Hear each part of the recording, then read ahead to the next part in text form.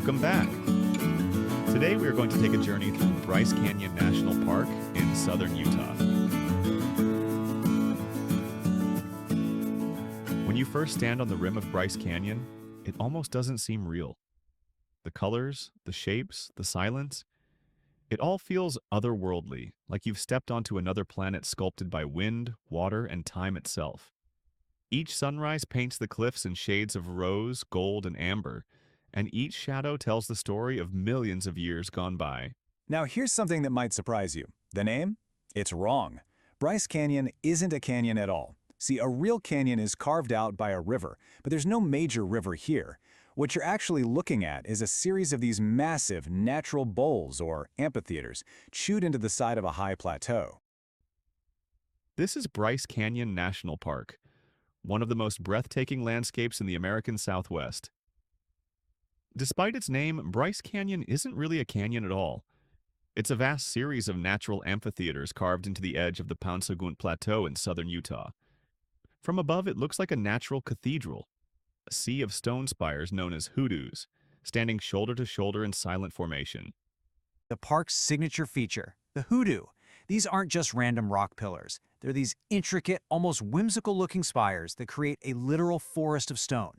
And get this, Bryce Canyon isn't just a place with hoodoos. It has the largest, most packed-in collection of them on the entire planet.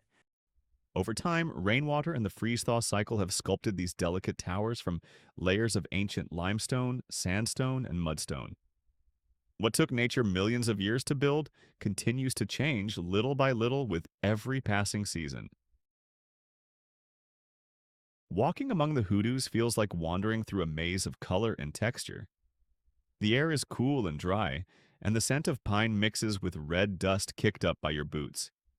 Each formation has its own shape and personality, some slender and tall, others thick and twisted, all standing as weathered monuments to the power of erosion.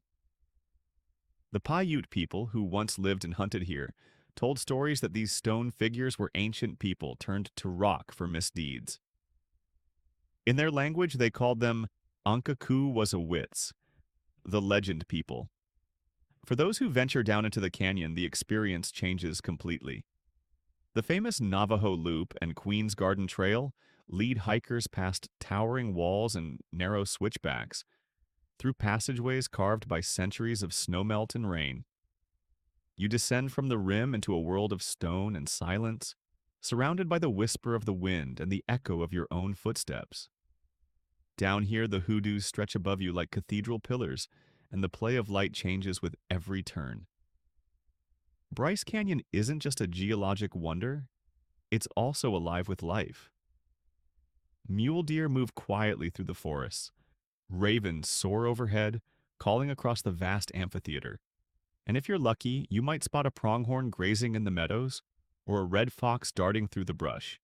At elevations ranging from 6,000 to 9,000 feet, the park's ecosystems shift dramatically, from desert shrubs to spruce and fir forests. Each layer of elevation tells its own ecological story. The story of Bryce Canyon isn't just natural, it's human as well. Long before it became a national park, this land was home to native peoples who respected its spirit. Later, pioneers like Ebenezer Bryce settled here in the late 1800s, building roads and ranches near the canyon that would bear his name. By 1923, the United States recognized this extraordinary landscape with national monument status. And 5 years later, it became Bryce Canyon National Park, a place preserved for all who seek beauty, solitude, and wonder. It started when President Warren G. Harding named it a national monument in 1923.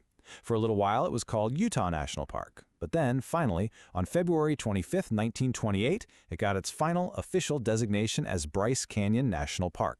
Ebenezer Bryce wasn't some tourist admiring the view. He was a practical guy, a carpenter sent to build a life here. He built a road, grazed his cattle down in the amphitheaters, and pretty soon other settlers just started calling it Bryce's Canyon. And well, the name just stuck.